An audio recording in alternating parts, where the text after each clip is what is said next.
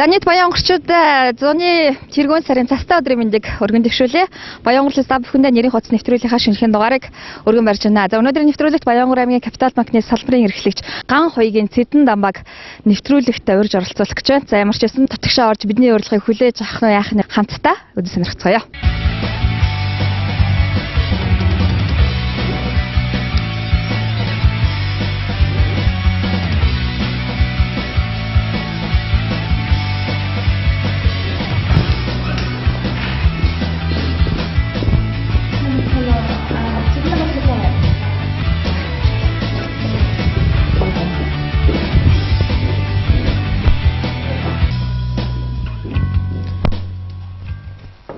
Сайн байна уу?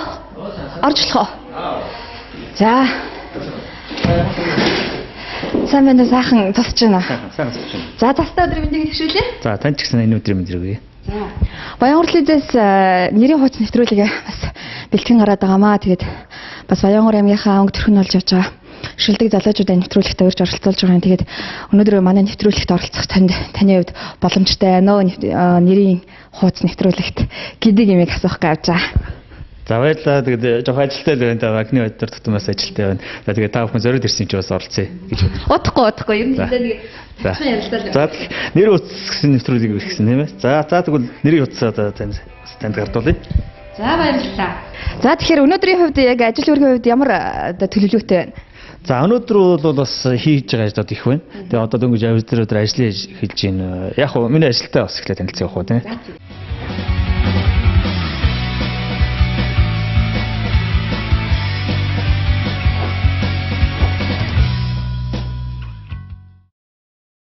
За өнөөдрийн тэгээд төлөвлөсөн ажилтнуудтай чинь танилцъя да. За тэгээд банкны үйл ажиллагаатай бас танилцчихаа. Захирал бас юу хийдэг талаар бас сонирхож байгаа тийм ээ.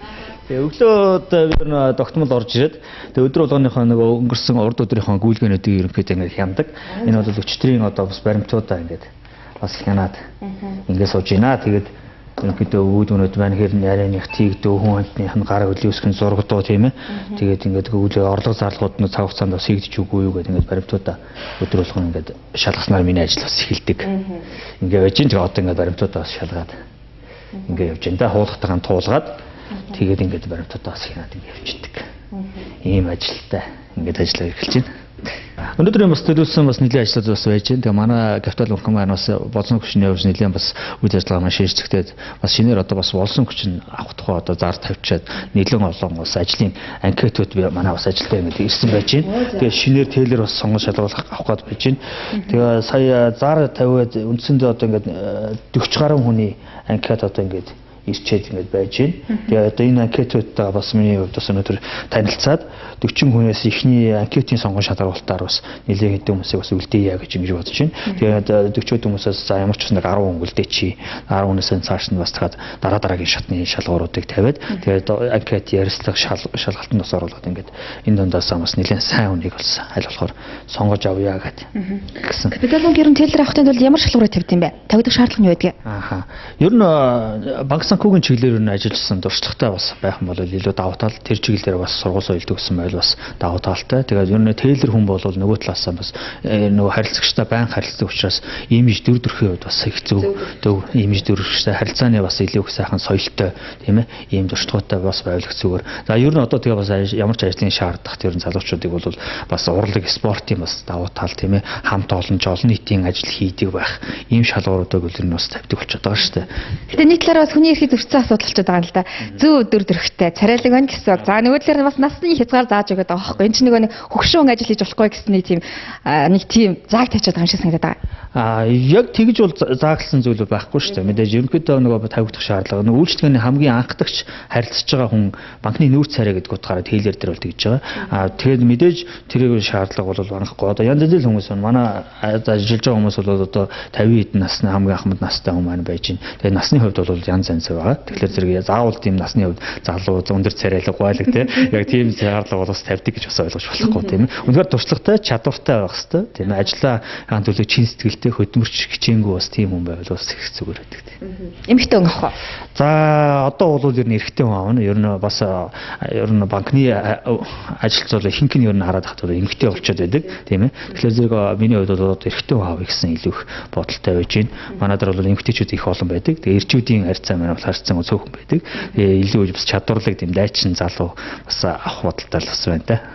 Тэгээ удахгүй бас манай Баянгортой аймагт маань Азийн хөгжлийн банкны чиглэлээр бас хүмүүс ирж нөгөө Мон 23 гэдэг төслийн гэр ахын орон сууцны нөхцөлийг сайжруулах тийм ээ. Тим чиглэлийн төсөл манай аймагт бол өнгөрсөн жилүүдэд 2 жилийн хэрэгжсэн байж байгаа. Тэгээ энэ төслийн хүрээнд Азийн хөгжлийн банкныхан маань бас Баянгор аймагт зочилж тэгээ төслийн хэрэгжилтийн газар дээр нь танилцах ийм ажилтайгаар ирэх гэж байгаа юм байна. Иргэд маань бас их сонирхож байгаа. Удахгүй бас энэ төсөл маань ороод бас олон хүмүүсийн гэр оролын нөхцөлийг бас сайжруулахад бас хэрэгтэй ийм сайхан төсөл бас хэрэгжиж байгаа гэсэн. Тэгээ энэ төслийнхаа хүмүүстэй бас уулзсан. Тэр нөгөө Азийн хөгжлийн банктай бас танилцуулах материал бас юмудаа бас бэлдэх ийм бас ажлууд бас байна да. Тийм.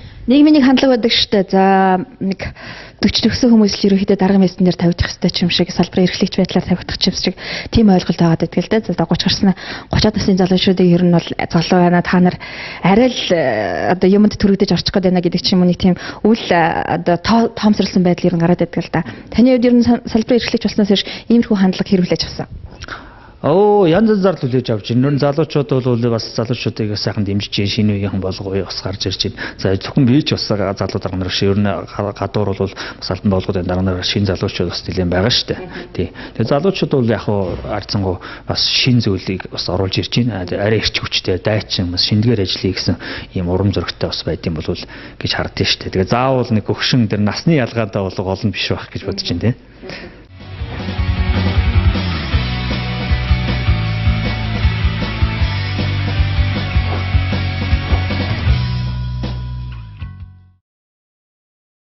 За ер нь яг яагаад эдийн засгийн мэргэжлийг сонгохоор болсон? Бага наснаас энэ одоо мэргэжил хүсэл сонирхолтой байв. За миний мэргэжил чинь бас эдийн засгч биш дээ. Яг үндсэн мэргэжил маань маркетингийн одоо мэргэжилтэй. Тэгээ яг явцын дунд бол бас удирдлага активын төрийн удирдлагын мэргэжлэр бас төгссөн. Яг ийм чиглэлээр байж байгаа. Тэгээд яг хуу бизнес маркетинг удирдлага маань өөрөө бизнес удирдлагын чиглэлээр гэж ингэж явдаг л да. Тэгээ яг хуу тэр чиглэлээр одоо яг мэргэжлэрийн дагуу бас ажиллаад ингээ явж байна. Тэгээд маркетинг гэхлээр зэрэг өөрөө нөгөө зах зээл, эдийн засаг, бизнес гэдэг ер нь тэгээд нөгөө бүх салбар ухаануудын уул зур ерх гэдэг болж өгдөг ийм мэргэжлэлтэй. Тийм ер нь бол яг энэ чиглэлээр л бас явж байна гэсэн. Баазаар ер нь их нийгмийн итгэх сайд оролцоо сайд өгөхтэй. Тий ер нь 10 жилээсээ л ер нь альва тэмцээн оролдоонд бас нэлээх ордог. Сургуулийнхаа нэрээр өмнөөс төрлийн олимпиадад уралдаанд бас оролцож амжилт авах гаргаж илээ. Аймгийн орон нутгийнхаа өмнөөс ч гэсэн улсын хэмжээний тэмцээн уралдаанууд ч гэсэн нэлээд бас амжилтуудыг үзүүлж илээ.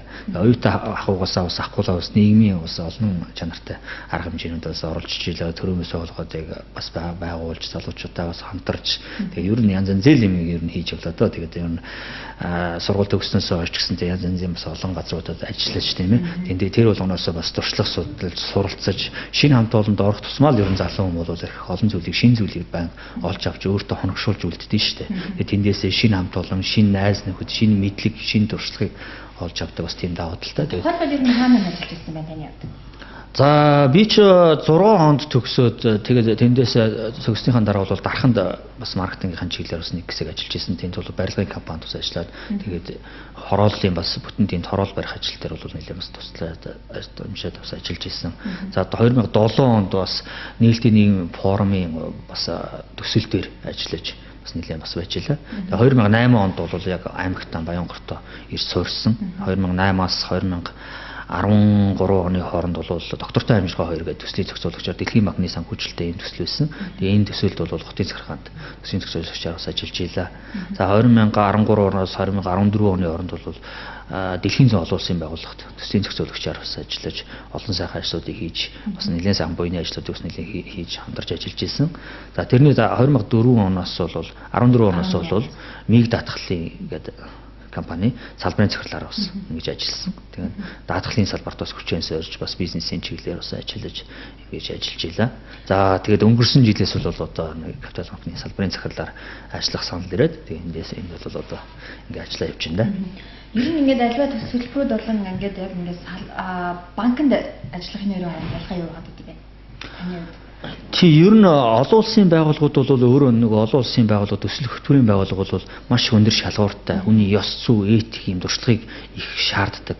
Шалгуур нь тийм талаас тийм хүмүүс их ажиллаа нэгдүгээр тавдаг. А хоёрдугаар нэг зорилго нь бол нөгөө хүмүүсийн сайн сайхан нийтийн төлөө төсөл хөтөлбөрүүдийг хэрэгжүүлж тийм ээ. Сайн сайхан үйлдэлүүдийг хийж хүмүүс дандаа тусламж үзүүлж, дандаа гоё шинэлэг зүйлийг бүтээж тийм ээ. Ингэж хүмүүст ямар нэгэн байдлаар юмыг сайжруулдаг ийм зорилготой гэж байдаг. Тэгээд яг тэрүүгээр бол нөгөө өөрөөр хэлбэл одоо нөгөө буйны чанартай гэх юм уу тийм ээ дандаа сайхан тийм зүйлийг хийж бүтээдэг ийм онцлогтой байдаг. А бизнесийн байгууллагууд бол арай өөр. Яг л одоо ашиг орлого тийм ээ хүмүүсийг ажлын байраар хангах тийм ээ арай өөрчлөлтийн төлөө одоо юу гэдэг банк гэж яхад л одоо юу гэдэг тийм ээ салбарын хүмүүсийн ашиг орлогыг цуглуулад энэ уцаагаад хүмүүст одоо сайн сайхан зээл олгодог хөрөнгө оруулалт хийдэг тийм ээ бизнесүүд хөрөнгө оруулалт хийдэг ажлын байрыг нэмэгдүүлдэг тийм ээ. Тэгээ ийм ингээд ялгаанууд бол бас байна л та. Тийм.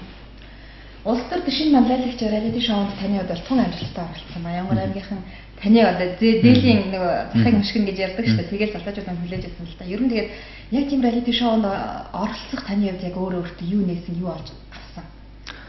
Тэнд нөгөө ажиллаж байхад яг би нөгөө олон бас ажиллах хажуугаар тийм ээ олон нийтийн байгууллага залуучуудын бас байгууллагууд нэлээх оролцоотой бас ажилладаг.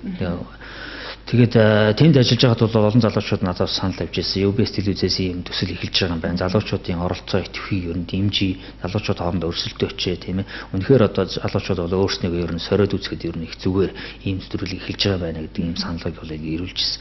Тэгээ яг хөө тэнд донд явцын донд за тэгвэл ямар ч байсан өөрийнхөө санал санаачлагыг бас бичээд үзье гэдэг. Ер нь энэ аймаг ормогч чинь бас бодохгүй зүйлүүд зөндөө байна шүү дээ. Нийгэм улсад маань бас өөрчлөлт хийх зүйлүүд бас зөндөө байна. Тэгээ миний өөрийн бас нөгөө судалдаг одоо миний мэрэгжил тэр юм. Миний судалдаг чиглэл бол ер нь энэ орон нутгийн хөгжил ер нь улсын хөгжил ер нь юунаас шалтгаалах юм бэ? Дамаа энэ үйлдвэрлэлийн чиглэлийг бизнесийг тэгвэл яаж хөгжүүлэх ёстой юм бэ гэдэг энэ чиглэлийг бол би өөрөө нэлээд судалдаг. Тэгээ практикаар ч гэсэндээ одоо сумжуулах санч гэдэг юм уу энд тэгээ нөгөө төсөл хөтөлбөрт ажиллаж байхдаа энэ зүйлүүдийг бизнесийн хөгжөлтөд нэлээд харж ирсэн. Ер нь энэ явцын донд бол ер нь Монгол улсад маань ер нь үйлдвэрлэлийг үнэхээр хөгжүүлэх хэрэгтэй юм байна. Ажил үйлдлийн ядуурлыг арилгах шаардлагатай. Үүний тулд бол хувийн хвшлийг хүчрхэг дэмжих хэрэгтэй. Хувийн хвшлийг яаж дэмжих вэ гэхээр зэрэг төрийн нэгдмэл систем бодлого хэрэгтэй. А төрийн бодлогонд юу байх юм бэ гэвэл ерөөсөө Монгол улсад аж үйлдвэрийн яам гэдэг зүйл заавал хэрэгтэй юм. Дээр нь толгой болж одоо бүх зүйлээ бодлогоор хангаж идэг юм заавал бүтэц институт хэрэгтэй юм байна гэдэг зүйлийг гаргаж ирсэн. Тэгээ энэ бол нэг удирдлагын актыг би өөрөө сурж ирсэн учраас бас онлайн талаас нь шүү дээ тийм ээ. Үнэхээр энэ бол хэрэгтэй юм байна гэдэг зүйлийг бол аль аль талаас нь одоо ингэ гаргаж ирж байна. Үнэхээр яам хэрэгтэй байна гэдэг анхуйтаа юм санаачлалыг бол гаргасан гэж. Тэгээ яам нэгдүгээрт байх хэрэгтэй. Хоёрдугаар урт хугацааны одоо юм хөгжлийг одоо аж үйлдвэрийг ичүүлэх Монгол улсыг тийм ээ үйлдвэржүүлэхийн тулд ерөөс урт хугацааны юм үйлдвэржүүлэх бодлого хэрэгтэй юм байна гэдэг. Ийм хоёр санааг л ерөнхийдөө санаачлал болгож энэ төсөлд эсээ болгож явуулсан. Энэ төсөл бол тэр зүйл маань бол хүмүүс нэлээд дэмжигдсэн. Тэгээ шилдэг эрд багтсан. За тэгээд баг үндсэндээ жил орчим болов Улаанбаатар хотод төсөлд одоо оролцоод тийм ингээ явсан. Тэнд бол энэ төсөлд оролцож байгаа хугацаанд бол миний тэр гаргасан санаачлал маань үнэхээр бодит ажил болсон. Тийм ээ. Монгол улсад одоо анхудаага үйлдвэрийн яам гэдэг яам бий боллоо шнэ. Тэгээд тэнд бол миний одоо ярьж исэн зүйл маань ажил хэрэг болоод болсон тус баяртай байж байгаа. Урт хугацааны бодлого хэрэгтэйг ярьж исэн тэр зүйл маань бас явцын донд улсын их хурлаар батлагдаад Монгол улсыг өдөржүүлэх урт хугацааны бас бодлого гэдэг зүйл бас батлагдсан. Батлагдаад одоо хэрэгжиж явж байна. Тэгээ энэ миний ярьж исэн зүйл маань ингээд бодиттой ажил хэрэг болсон тул миний хувьд бас их баяртай байгаа. Нөгөө талаасаа тэр олон залуучуудаас өөрсдөө олон зүйлийг бас мэдээж сурж бас авсан. Тэгээ бас гадагшаа тусгаж бас явлаа. Тийм төслийн шилдэг оролцогчдоор шалгараа сүүлд нь бол нэгдсэн үндэсний байгууллагын чуулга уулзсанд одоо ерөнхийлөгчтэй онцог оролцсныг та бүхэн мэдж байгаа тийм ээ. Тэгээ нүүби бас суралд оролцоод тэр дэлхийн улс орнууд яаж хөгжлийг нэгдүгээр харж дэлхийн удирдагчид юу ярьж байгааг бас харахад бол бас их сонирхолтой байлаа. Тэгээд тэр дэлхийн удирдагчид тэр урал дээр юу ярьж байгаа гэхээр зэрэг ер нь мянганы хөгжлийн зорилтын талаар хэрэгжилтийн талаар бас ярьсан л та. Тэгээ өнгөрсөн одоо 2015 онд 2015 он хүртэл дэлхийн дэлхийн хөгжлийг одоо ингэж хөгжүүлээ гэдэг мянганы хөгжлийн зорилт гэдгийг нөгөө би хурал дээрээс баталж ирсэн. Тэгээд тэрний хэрэгжилтийг сая дүгнэж ярьсан байж.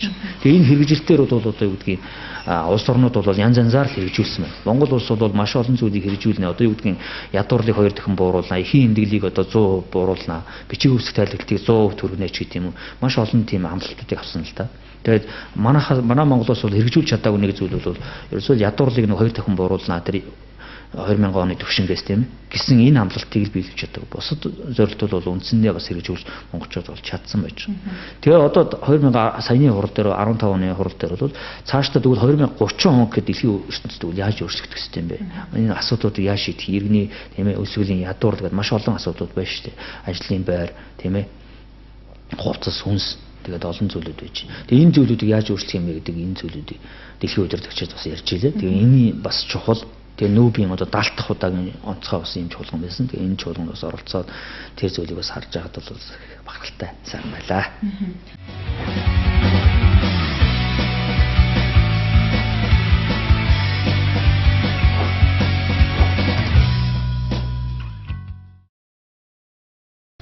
Ер нь таны бодлоор нь ядуурл яагаад ингэж Монголд ингэж оршин тогтноод бүр хүндрээд ингэж байгаад гэдэг юм бол. Хүнсэн юм байна. Тийм, миний бодлоор бол ядуурлал манайх бол 3 сая хүн амтай шүү дээ. 3 сая амтай.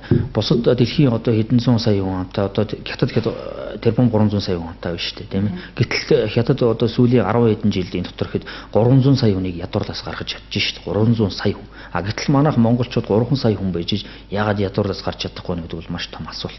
Юунаас шалтгаалж байгааг бол ерөөсөө төр засгийн бодлого дээр нь урьж байгаа ерөөсөө төрийн менежмент гэж байна л да. Төрийн удирдлагын одоо энэ тогтолцооноос их хамаарч байна. Одоо социализмын үед бол төрийн удирдлага бол их хүчтэй чадвартай байлаа шүү дээ. Тэр үед Монголд бол ядуу хүн гэж ерөөсөө байсангүй. Танишааны хүүхд гэдэг зүйл байсангүй. Аригчид гэдэг юм байсангүй. Тэр үед яагаад шийдэж ийн гэхээр төр нь өөрөө зэгцтэй бодлого хэрэгжүүлж чаддаг. Төрийн нөгөө менежмент удирдлагын чадвар маш хүчтэй байсан учраас тэр болгоныг зохицуулаад шийдэж чадчихсан байна. Тэгвэл одоо 90-ад онд нөгөө төрийн удирдлага маань өөрөө ийм хямралтай болоод ирэнгүүт тэр нөгөө ядуурл нөгөө сөргөц нийгмийн сөргөц өгдүүлж гараад ирж байгаа. Нөгөө ядуурл одоо аригталт одоо юу гэдэг янз янз тийм үүч гараад ирсэн. Тэгээ тэр зүйл маань одоо архагшаад тэгээд улам хүрээгээ тэлчихэж байгаа. Нэг зүгээр. Нөгөө талаасаа нийгэм нөгөө ядуурл эмзэг хэсэг байхын хүрээнд нийгмийн ялгарлал нь бий болоод өнөөдөр баян хэсэг гэдэг нэг хэсэг гараад ирж байна. Гэтэл нөгөө дундаж давхраа боيو тийм ээ ерөнхийдөө нөгөө хүн болгон ажил хийдэг өөрийнхөө амьдралыг одоо аваа явуулдаг нийгмийн дундаж хэсэг гэж одоо нийгэмд бол байх ёстой л доо. Ийм зүйл Монголд бол үндсэндээ одоо маш байхгүй болчихж байгаа. Гэтэл нөгөө Америкч гэдэг юм хөгжингүй орнуудад бол нийгмийн дундаж хэсэг нь маш их байдаг. Ерөөсөө тэр чиг нийгмээ авч явдаг. Дээр нь бол баян хэсэг одоо элит хэсэг нь бол цөөхөн. Доор нь ядуу одоо нийгмийн тийм ээ эмзэг хэсэг нь бол маш цөөхөн. Ийм тогтолцоотой. Манайх бол эсэргээрээ одоо ийм тогтолцоотой. Дээрээ одоо цөөхөн баячууд тэгээд дундаж хэсэг гэхээр цөөхөн. Дахиад бүр ядуучууд гэхээр тэр чигээр одоо нэг ийм тогтолцоо гарч байна. Тэгэхээр зэрэг энэ бол нөгөө төрийн бодлогоос их юм шалтгаалж байгаа маа.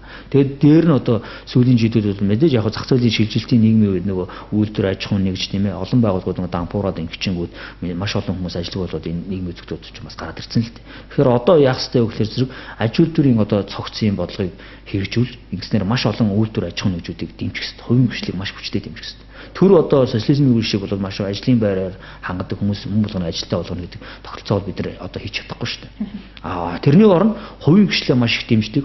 Одоо Солонгосыг бид нар жишээ одоо бид нар авч болно л да. Солонгос гэдэг одоо хувийн хөгжлөө жижиг дунд бизнес гингүүд бараг хүн болгон одоо хувийн үйлдвэртэй одоо дэгийн үжилэхэд доороо нэг 3 ажилтуулдаг өөрөө ингээл 3 хүнтэй 4 хүнтэй одоо ийм үйлдвэр ажилладаг. Тэнгүүт чинь тэнд ерөөсөө ажилгүйдэл гэдэг зүйл Солонгосын ард ирээдүйн хувьд бол ажилгүйдэл гэж бараг байхгүй болчихж байгаа. Харин ч эсэргээр хүн ажил ийм одоо ажиллах хүчний дутагдалд орж эхлээд тэнгүүд одоо монгол шиг ч гэдэг юм уу, малайз шиг ч гэдэг юм уу, тийм ээ, киргиз шиг ч гэдэг юм уу, тийм ядуу буруу хүмүүс чинь тийм очиж ажил хийж шít.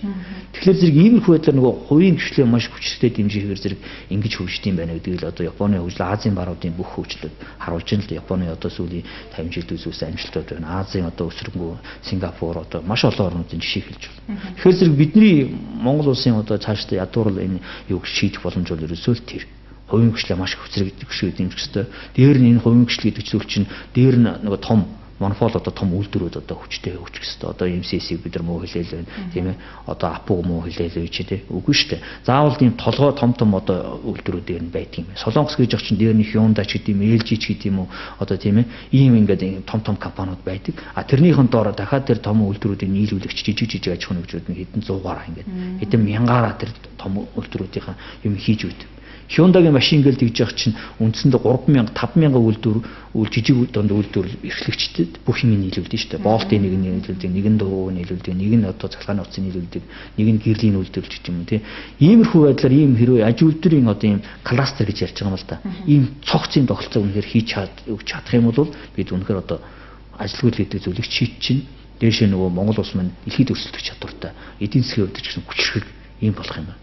Тэгэхгүй бол өнөөдөр Монгол улсын маань эдийн засаг дэндүү жижиг гэн бид ерөөсөө ганцхан уул уурхай ч гэдэм үү ганцхан нүүрснээс одоо хамаарад одоо ингээд эдийн засганд савлаа тийм ээ хямраад байна шүү дээ. А гэтэл Японд юм уу Солонгос тийм байхгүй шүү дээ. Бүгд үйлдвэрлэдэг өөрснөө доллар бүтээдэг, баялаг бүтээдэг, iPhone утсыг одоо үйлдвэрлээд зардаг тийм ээ. Тэгээ одоо Samsung-ийн утас тийм ээ гаргаад ингээд зардаг. Тэгээ өөрснөө долларыг яадаг, өөрснөө дэлхийн эдийн засгийг удирддаг тийм хэмжээнд өөрсдөө очсон байгаа. А гэтэл монголчууд тийм хэмжээнд явж чадахгүй л чадна. Бид одоо мэдлэгийн хувьд, оюуны потенциалын хувьд бол одоо дэлхийн одоо хүмүүстэй харьцуулахад эхний 5 багтдаг шүү дээ. IQ дэвшигнэ гэж ярьдаг. IQ-гаар 5 багт. А гэтэл нөгөө ядуурл одоо энэ асуудлаар болохоор зэрэг дэлхийн одоо сүүл бүр 200 гадарнаас ч одоо сүүл авчаал өшгөж шүү дээ. Тэгэхээр энэ юу харуулдаг вэ гэхээр зэрэг нөгөө дээр нь одоо залуу бидэнд одоо усан хоцор бид хамт ингэ явж байлаа гэд бид нар залуу хэрэгтэй, өдөрдөгч хэрэгтэй, манлайлагч хэрэгтэй. Тэгээд нөгөө төгөрчин дүүрэнэ гэж хэлүүлсэн шүү дээ. Тэгэхээр зэрэг төрдөө юм чадварлаг мэрэгжлийн чадвартай юм хүмүүсийг багуудуулах хэрэгтэй. Ултрал шинэ манлайлагч бид нар төсөл бас нодны ингээл өнгөрсөн жил ингэ ярьж байгаад засгийн газрын бүтэц бүрэлдэхүүний тухай бид нар бас санал илэрхийлж илсэн. Засгийн газар тэгвэл хэн байх ёстой гэвэл Монгол улсын хамгийн тэр салбараа эрүүл мэндийн сайд гэхэд эрүүл мэндийн талаар бүх юмаа мэддэг хамгийн шилдэг үнэл эрүүл мэндийн сайд байх ёстой шүү дээ. Тэрнээс дөр бол эрүүл мэндийн сайдаар өнөөдөр зүгээр багш нөхрийг авчил тавьчихж шүү дээ. Тэр хүн тэр багшигаа магадгүй боловсролын салбартаа сайн байж болно. Гэтэл эрүүл мэндийн одоо мэдэхгүй шүү дээ. Мис засалж тийм ээ. Мис заслыг яаж хийдгийг, шүдийг яаж авдгийг тэр хүн мэдэхгүй шүү дээ. Тийм ээ. Гэтэл ингээд тэрийг удирдах гай байж байгаа нь манай эмгэнэл болчиход байгаа байхгүй. Одоо би саяхан ингээл өчтөр гээд интернетээс хараад Сингапурын одоо тэр засгийн газрын бүтэц бүрэлдэхүүн тэр яамдынх нь одоо боловсролыг ингээ харж ил. Бүгд Harvard, Kennedy, Cambridge одоо тийм ээ барууны хамгийн шилдэг топ дэлхийн одоо сургуулиудад төгссөн тийм хүмүүс дандаа сайдар нь хийж шүү дээ. Энэ чинь юурээс алдаа баг. Одоо баян онгорт хийж яхад зүгээр нэг 8 хийж байгаа нөхрөл одоо аймаг өдөртөх гал одоо оролдоод өөрийнхөө тийм ээ хэдэн юм ингээл хийчихэл аймаг өдөрч ин гэж ойлгоод байна шүү дээ. Гэхдээ эн чинь бол менежмент бол биш юм аа. Төрийн удирдлага бол энэ биш. Тийм ч хамгийн чадaltaй сор улсын хүмүүс мэл тэр төрийг удирдах хэрэгтэй. Тэгжээж энэ асуудал зэгцэрнэ. Ихгүй бол ингээл зүгээр нэг баян бизнесмен гарч ирэл тий хувийн хэршгийн л одоо ингээл тэгэл дараагийнх нь ээлжийнх нь бас орж ирэл нөгөө дараагийнх нь ээлж нь хоолндоо гэдэг шиг ингээл төрийг ингээ самраал хувийн хэршгийн төлөө ажиллаад байх юм бол энэ улсаар хөгжихгүй. Тэр Солонгосын ПАК ерөнхийлөгч хэлсэн байдаг шүү дээ. Өнөөдөр Солонгосын хүчрхэг байгаа баян шинэлэг байгаагийн төлөө бид нэр тэр үед бүхэлдэн үе өөрснөө золиослсон юм а гэж хэлж байсан шүү дээ. Золиослж тэр бид нар чинь 20 жил 10 жил өөрснөө турж ичиж ирээдүйн Солонгосыг баян шинэлэг байлгахын тулд тийм ээ тэр ядуурл дайны дараа сүрцэн тэр орноос босгож ирэхин тулд тийм ээ тэр орн хойч үе маань сайхан байх хэрэгтэй. Бид нар бол хамаагүй. Бид нар ядарч туйлж зүтгэж ингэжсэн хамаа байхгүй. Бидний ирээдүй ингэж амьдарч болохгүй гэдэг ингээд зүтгэж ийсэн байгаа шүү дээ. Тэгэд ийм л удирдагч тийм л чадвартай одоо хүмүүс маань төр удирдах шаардлагатай.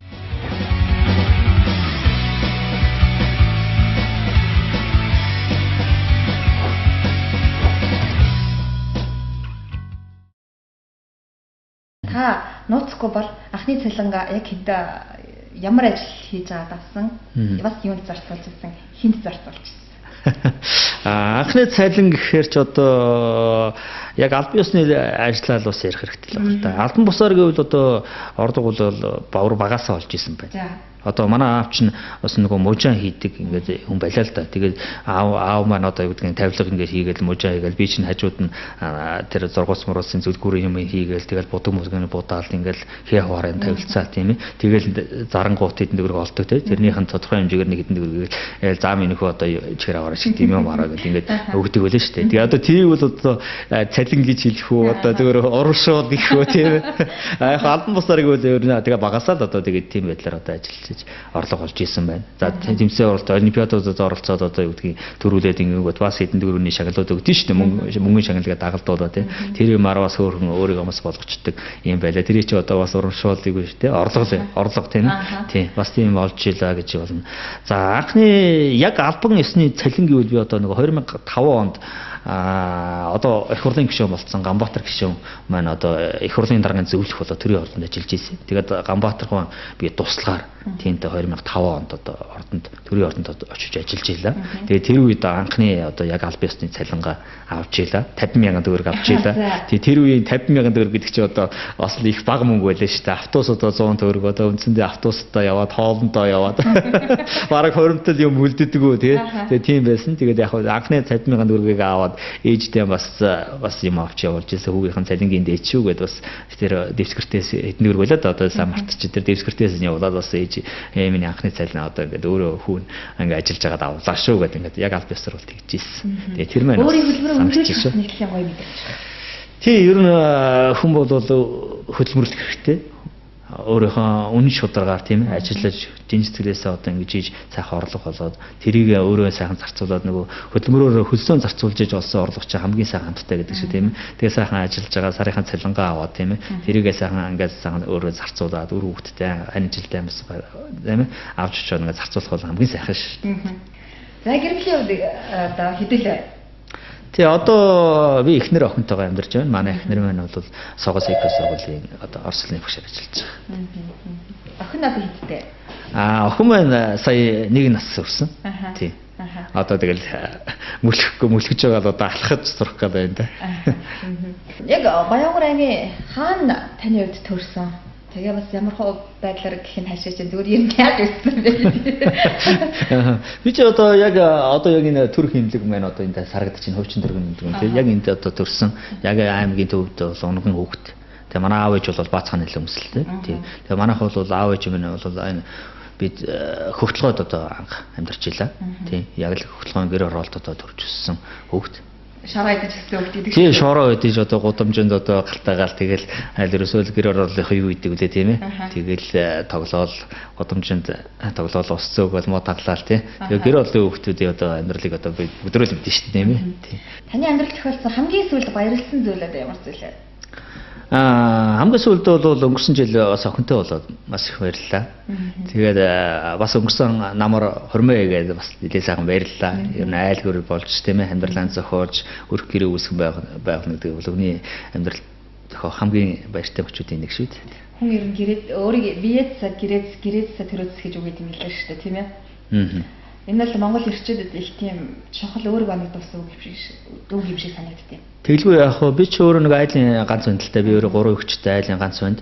Тэгээд аав ээжийнхэн бас удмыг залгаж тийм ээ. Энэ өрх гэрийг бас галыг бас аврам бас атгаж явж гин тийм ээ. Тэгээд залгамжлуулж явж гин. Тэгээд аав ээжийнхэн бас гал дээр ингээд өрх гэрээ бадамлуулж тийм ээ. Өрх гэрээ үүсгээд өөрийнхөө эхнэр гэрүүлийг бас ингээд үүсгээд айл гэр үүсгэх юм гэдэг бол үнэхээр бас аж жаргал. Тэгээд цаашдаа бас өөрөдөн маань бас удлам өргөжлээд тийм ээ. Ингээд залгуул ертөнцийн жамаар одоо өргөжлөө явна шүү дээ. Таны ойрын зорилт юу вэ? За ойрын зорилт бол бас банкны хувьд ажиллагааг нэлээд бас сайн. Ер нь банк санхүүгийн салбар бол ер нь эдийн засгч ер нь маш чухал шүү дээ. Банкны салбарын үйл ажиллагаа. Тэгээ энэ чинь нөгөө эдийн засгийнхаа хувьд бол одоо хүнээрийн бол судсан гэж явдаг л да. Мөнгөний эргэлт бол маш чухал тийм ээ. Тэгэхээр зэрэг банк санхүүгийн үйл ажиллагаа их сайн байна гэдэг бол энэ эдийн засгийг хэлэхэд бол бас их чухал үүрэгтэй юм байдаг. Тийм учраас банкныхаа сектор энэ салбартаа бол өөрийнхөө бас хүч авьяасыг нэг бас сорж банкны гол үйлсийг бол сайжруулахын төлөө бас ажиллана. За тэгээд цаашдаа бол тэгээд аймаг орныхон бас хөгжлийн төлөө энэ залуучуудын төлөө бас хийхээр сансан бодсон зүйлүүд бол бас их байгаа.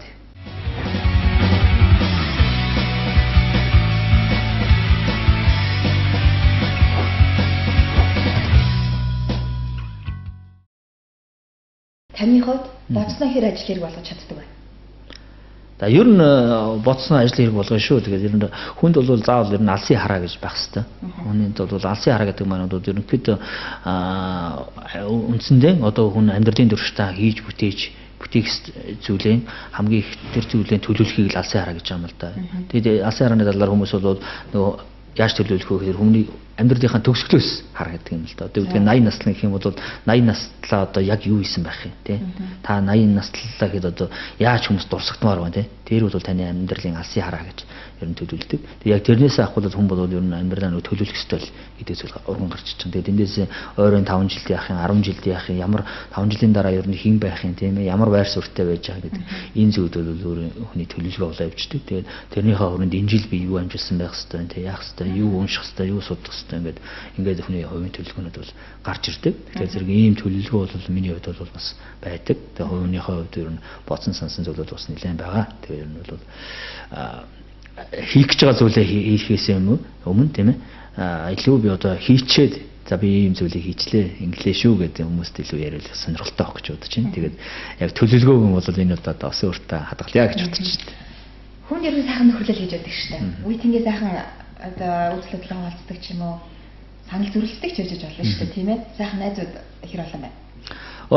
Найзууд бол байна шүү дээ. Олон төрлийн найзууд байж байна тийм.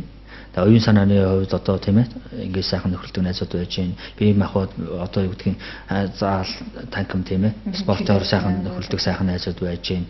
За ингээд залуучуудын зүгээр сайхан тийм энгийн сайхан ингээд уулздаг сайхан найзууд байж байна. Найз нөхдөд бол бас байна. Тэгээд ер нь чөлөө цагаар аль болохоор найз нөхдөдөө уулзаж аль болохоор тийм ээ энэ нөгөө альжаалаанд үн тайлна гэдэг шүү дээ тийм ээ. Заримдаа сайхан найзуудтайгаа нийлээд зан каракод ороод дуулах чинь бас сайхан шүү дээ тийм ээ. Хаяа сайхан найзуудтайгаа заал аваад хөлсөөн гаргаад тийм ээ сайхан уйлуулдаг болох чинь бас сайхан. Тэгээ заримдаа сайхан билард сайхан ороод нэг хаяа нэг зөкчих чинь бас сайхан тийм ээ. Гэмшлэнгээр юм сайхан найзууд бас биш шүү. Таны бахархал юу вэ? Миний бахархал бол ерөөсөө их орон байна.